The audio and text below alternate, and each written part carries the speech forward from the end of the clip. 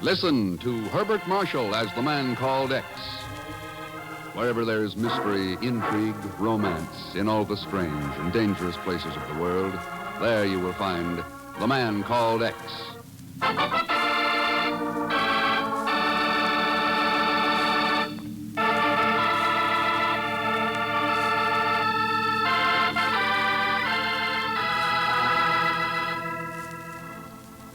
Of all the weapons of modern warfare, those that have gained the greatest notoriety are the guided missiles, the death-dealing germs, the terrifying atomic and H-bombs. But perhaps the deadliest, the most vicious weapon of all is one that we cannot see nor feel, but the impact of which can be 1,000-fold more destructive. The weapon, the big lie.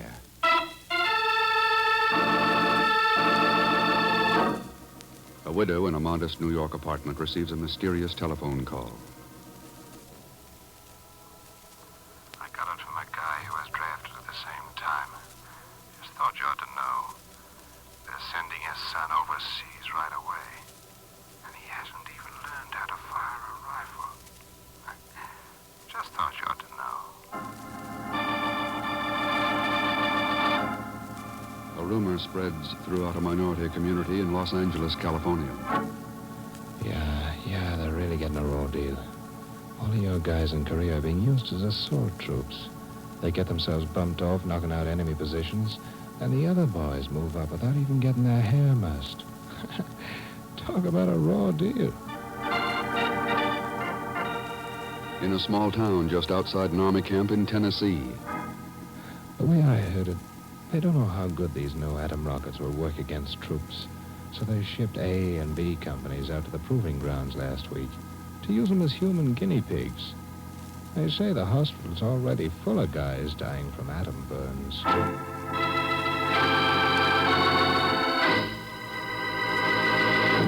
So it looks like we're faced with another Operation Big Lie, Chief. If you don't think so, Ken, look at these reports. Dallas, New York, Kansas City, San Francisco. The same thing everywhere. Rumors. Yeah, the old story. Play race against race and religion against religion. Throw suspicion on our whole defense program. What's been done about it, Chief? I've got men assigned to every principal city. So far, they've turned up nothing. Not one lead as to where those rumors are coming from. I tell you, Ken, this thing has got me so upset that I... excuse me. Yes, Miss Brooks? A collect call for you, sir, from Chicago. Agent Jack Doyle. Oh, good. Put him on, please, Miss Brooks. Yes, sir. Go ahead, please. Hello, Jack. What's going on there in Chicago? What have you got for me? Hello, Mr. Chief. This is Egon Zelschmidt speaking. Egon? What the devil are you doing on that phone? Miss Brooks said Jack Doyle was calling me. Sure, he is. What? Well, that is, I'm making the call for him, you understand. Only now I don't know if he meant you or maybe the Bureau of Missing People. Bureau of Missing People? Sure. Who else do you call when somebody's missing for a couple of days or two? Who's been missing for a couple of days? That's right. What's right? He's been missing for a couple of days. Who, you idiot? Jack Doyle? No, this is Egon Zelschmidt. What's the matter? Don't you hear so good or something? Zelschmidt, so help me if you don't start making sense and fast. But I'm making sense, Mr. Chief. That's why I'm calling you. Jack Doyle's missing, and he told me if it happened to him, I should call you. So here I am. What happened to him? Where? How? I'm glad you asked me that, Mr. Chief. And I can give you the answer right out of my cuff. What happened was... Zelschmidt. Zelschmidt, what happened there? Can you hear me? What's up, Chief? There were some shots, Ken. Yes, sir. Get that Chicago operator. See if she can trace that call. Fast. Yes, sir. What was Egon telling you about Jack Doyle? From what I could make out of his double talk, Jack's been missing for a couple of days. Was he the man you were assigned to Chicago, tracing down those rumors? Yes, and I haven't had a report from him for a week. And then that call from Zelschmidt. I'll get it. Hello. I have that information on the phone call from...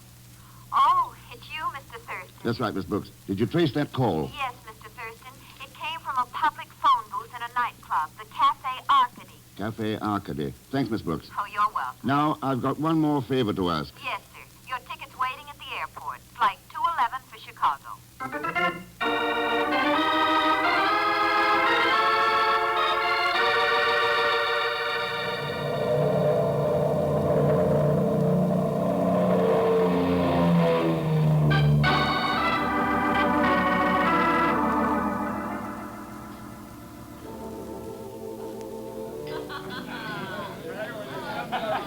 Good evening, sir. Welcome to the Cafe Arcady. Thanks. Now have a table, please. You have a reservation, sir? No, I didn't make one. Well, then I'm sorry. We won't be able to accommodate you tonight. Pretty crowded, are you? Very, sir. Well, I'm glad to hear the shooting didn't keep the customers away. What shooting? I heard a rumor that a few shots were fired around here early today. The rumor was wrong. Yeah, so many of them are. You sure there's no table for me, not even for old time's sake? Old time's sake? We've never met before. Oh, sure we have, Becker. Back in 1940, we had a little run-in concerning subversive propaganda in the German-American Bund, remember? My name's DeCosta, not Becker. I never had anything to do with the Bund. You got me mixed up with somebody else. Phone for a reservation the next time, mister. We'll be glad to accommodate you. Thanks. I may take you up on that. Good night, DeCosta. Good night, sir. Hey, Joe. Joe, take over, will you? I've got business in the office.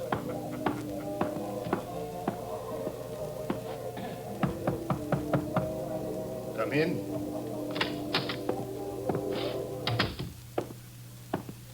Good evening, Edward. What brings you into my office so early? Trouble, Mr. Arcady. Trouble? Just had a visitor by the name of Thurston. Ah, yes. Thurston. The one we were told was a friend of Jack Doyle's.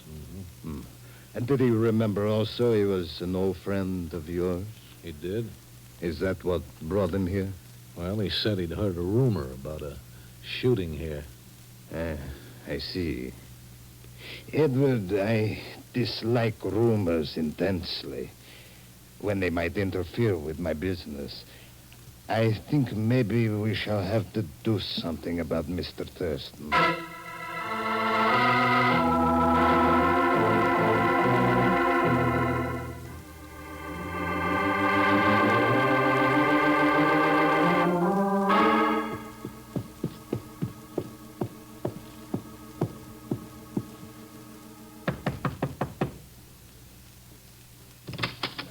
Come into Papa's arms, baby. The drinks are all ready and... Oh, it's you. Expecting someone, Ego? Come right in, Mr. X. All right. Now, what are you doing in Jack Doyle's hotel room? What's happened to him? Come on, out with it. Well, the way it happened, Mr. X, I was stuck here in Chicago, temporarily embarrassed without funds, you understand, when I ran into him. Naturally, he was so happy to see me, he insisted I shouldn't get out of his sight. Oh, sure. Then what? He said I could use his room for a couple of days. He was going to be out on some job or something, and if he didn't come back, I was to call the chief and tell him. He didn't, so I called. You called from the Club Arcady? Sure, I was looking for him. He was always hanging around there. What were those shots the chief heard? Oh, those. Somebody got trigger-happy in Mr. Arcady's office. Naturally, I ran to the rescue, and you know what happened? You got lost in a saloon across the street. How did you know? Never mind. Did Doyle tell you what he was working on? Mention anything about rumors? Rumors? I'm the only rumor he's got. He wasn't working on anything, or why should he go looking for a job? For a job? Sure. I found the want ad he clipped out of the paper. I got it right here somewhere. Sure, here it is. Now, let me see that. How to be successful through talk. Learn how to sway people with words. See? The art of verbal mass communication. Lectures and study groups at moderate cost. See Dr. Ralph Townsend, Suite 11B, 161 North Clark Street. Dr. Ralph Townsend. See what I mean, Mr. X? He was looking for a job. He was looking for something at Townsend's place. Wasn't for a job. Get down. What was going on, Mr. X? Somebody's shooting at us, Agar. From the other wing of the hotel. But I didn't hear no shots. Did you ever hear of a silencer? Oh, but why would anyone want to kill us? I'll see if I can get an answer across the court.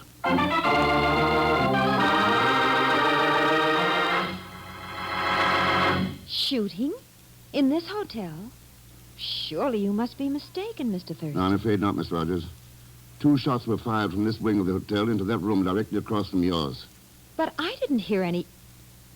Did you say into the room directly across the court from this one? That's right. But that's Mr. Doyle's room. Is it? Yes. Yes, Mr. Doyle is a customer of mine. I operate the lending library in the hotel. I've memorized the room numbers of all my regular customers, and I... But wait a minute. Why didn't he come to my room? Jack Doyle has disappeared, Miss Rogers. Disappeared? Been missing for 2 days. But why would anyone want to kill Mr. Doyle? Or you? I was hoping that you might be able to tell me. I? But I only know Mr. Doyle as a customer of my library. Why would you think I could possibly know anything about this shooting unless you believe that the shots came from this room? Do you? Miss Rogers, I'm merely trying to get the answers to a few questions. You've got all the answers you're going to get here tonight, Mr. Thurston. Now, if you don't mind leaving. No, of course not. Sorry if I've upset you. Oh, by the way, Miss Rogers, do you happen to be interested in rumors? Rumors? Yes. Or in the use of words as a method of mass conditioning? Or in a study course in how to talk your way into success? Are you being serious? Very much so. But I don't even know what you're talking about. That book on your coffee table. Book? Yeah. The Psychology of Lies, written by Dr. Ralph Townsend. Good night, Miss Rogers.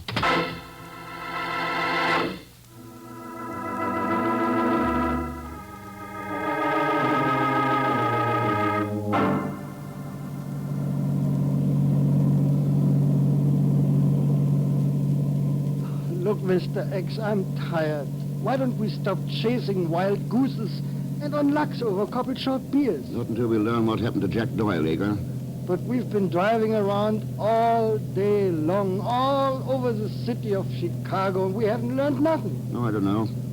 In a bowling alley, we learned that our soldiers will freeze in Korea this winter while the Army sells heavy clothing for surplus. Huh? And a waitress in a South Side restaurant told us that the Kremlin has a direct pipeline into the atomic labs at Los Alamos. But those stories don't make sense. Of course Mr. they X. don't. They're lies. They're so big that people believe that there must be some truth to them. We've got to stop them. Well, that's okay with me, Mr. X. But what do we do? Go to night school. Night school? Yep. To take a course from Dr. Ralph Townsend in how to talk our way into success.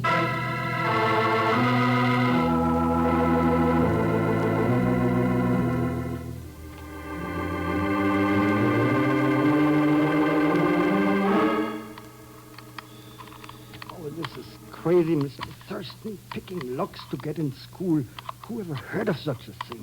You're hearing it now, Eagle. Get a move on. Okay. So there, now what? We go in. At least they got a nightlight burning in that other office over there. I can see what we're looking for if I only knew what it was. Filing cabinet's always a good bet. Let's try them. Hey, what do you know? This one's empty. This one, too. Say, what cooks you anyway, Mr. X? Don't that Dr. Townsend even keep his lunch in these files? Let's try this desk. Looks like we got here too late. You mean school's out, that Dr. Townsend took it on a lamb? Doesn't make sense. Not unless Jack Doyle was able... Mr. X, somebody's in that other office. Yeah.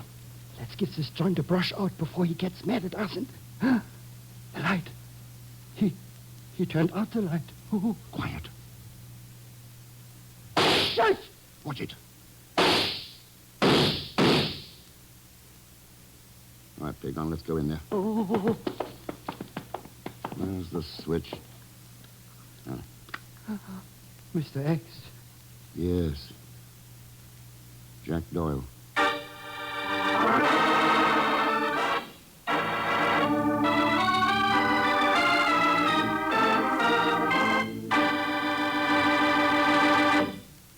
We'll return to the man called X in just a moment.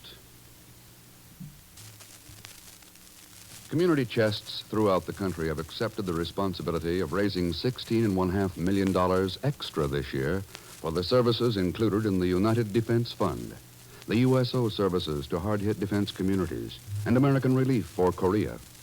This means that each of us must give generously if we're to expect continued help from community chest services. In addition to this extra amount for defense-related national services, normal community demands for local red feather services such as daycare, nursing, family counseling, and recreation are rising as the population increases and the draft and stepped-up defense production make themselves felt across the country. By eliminating many separate appeals, which would be more costly in money, time, and effort, Red Feather Campaign's joint planning and budgeting benefit the contributors, the volunteer workers, and the community, as well as those who benefit directly from those services. So remember, when you make your gift to the United Red Feather Campaigns, you are giving to 15,000 local services. Now, Act Two of The Man Called X, starring Herbert Marshall.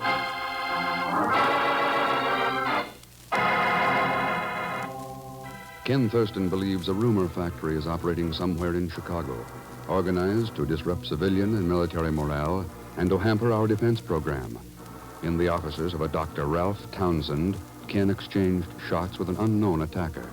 And now he and Aegon have entered the private office where the shots came from and find themselves looking at the body of Jack Doyle, a missing Bureau agent. Oh, I don't get it, Mr. X. Why should Mr. Doyle go shooting at us and make you kill him? I didn't kill him, Aegon. But look at him. He's as stiff as a poker. He's been dead at least 3 hours. Then who bumped him out? And what happened to the joker who was taking those potluck shots at us? There's a fire escape outside that window. Oh, that's right. He must have taken a couple of powders. Well, what do we do now, Mr. Thurston? May I offer a few suggestions, gentlemen? And my first suggestion is for you to drop that gun. Sure? Oh. And my second suggestion is that you offer some words of explanation for your presence here and the rather unusual situation in which I find you. You Dr. Townsend? I can conceive of no reason why I should deny it. And you? My name's Ken Thurston. And I'm Mr. Aegon Selschmidt. Thank you. Now, shall we proceed with the explanations? Suppose we make that mutual, Doctor.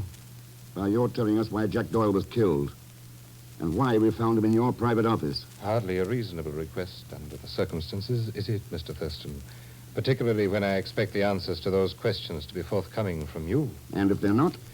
Silence may be golden in the copybooks, but here in my offices it might well prove fatal. Oh, he means that, Mr. Thurston.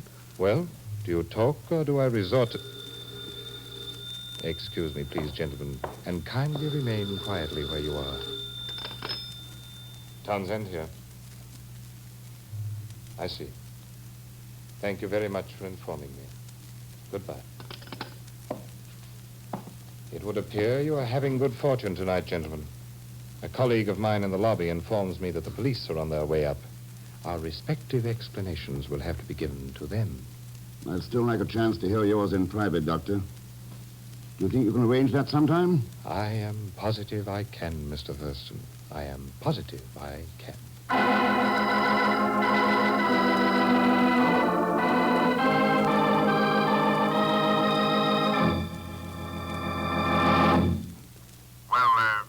Couldn't the police help you, Ken?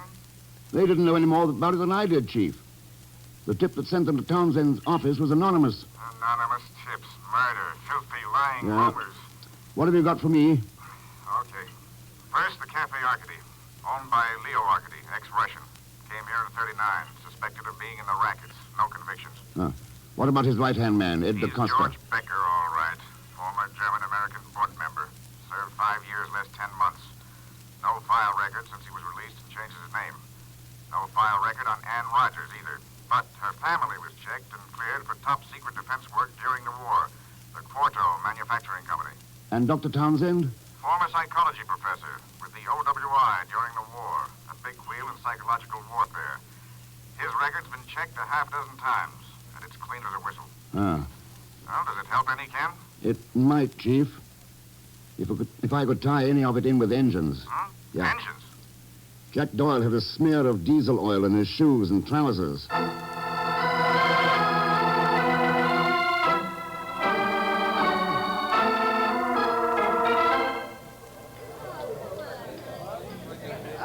Don't be bashful with that caviar, baby. There's plenty more fish in the ocean where that came from.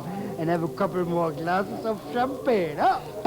One to drink and one to watch the bubbles in. As long as you're beating that expense account to death, you might pour one for me, too, Aegon. Sure, be glad to. Nothing too good for any friend.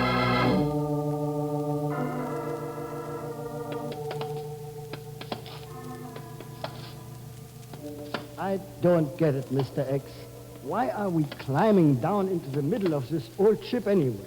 It was used as a proving ground for marine engines during the last war. Diesel engines made by the Quarto Manufacturing Company. So what? Remember the oil smears on Jack Doyle's pants and trousers? Huh?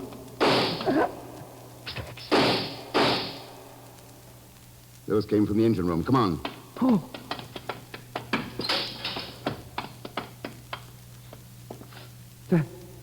That lamp don't give much light, Mr. X.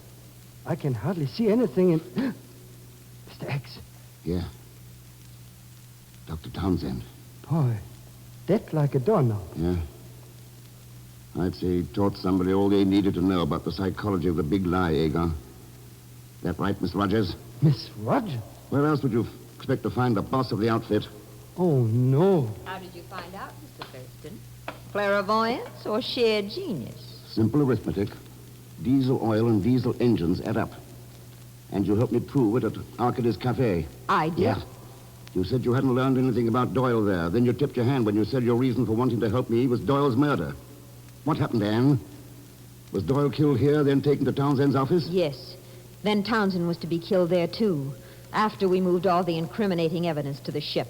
When you came in off schedule, it upset things. Hey, then what are we waiting for, Mr. X? Let's take her along to the pokey. It's not that easy, Agar. Sure, she hasn't got a gun. That's right, but the guy who shot Townsend has. The guy who? He means me, Zellschmidt. Oh! Still up to your old tricks, DaCosta?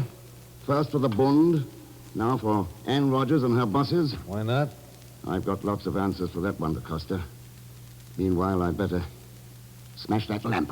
Wait, hold it. Shoot him, DaCosta. Don't let him get away. Shoot him. Where are you, Thurston? You can't get away? Thurston! Over here, DaCosta. He's over here. Thurston. Right here, DaCosta. Oh, you... Agar, you all right? How can I tell in all this dark? How can I? Oh, that flashlight helps it. Mr. X, that cute cookie, what happened to her? One of DaCosta's shots got her by mistake. Oh. Well, the rumor factory is finished. But I don't get it. If her family's got factories and yachts and stuff, what was she doing mixed up in a racket like this? That's the puzzling thing about people like her. Frightening. With everything this country has given to them, they still sell themselves on the idea that other country is better. Why can't they realize that that's the biggest lie of all?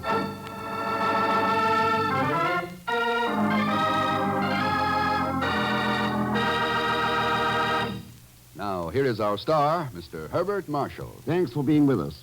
And my thanks to Shirley Mitchell, Fritz Feld, Ted Von Elst, Sheldon Leonard, Dan O'Hurley, and Stan Waxman. Next week, a malicious job of sabotage at Ankara, Turkey. Sabotage that might well be a threat to the whole free world. Of course, in that category, we ought to include Leon Belasco, who will be along as Pagon Zellschmidt.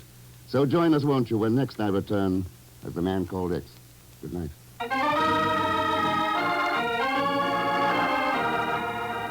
The Man Called X, starring Herbert Marshall, is a J. Richard Kennedy production with music by Milton Charles. Tonight's story was written by Sidney Marshall.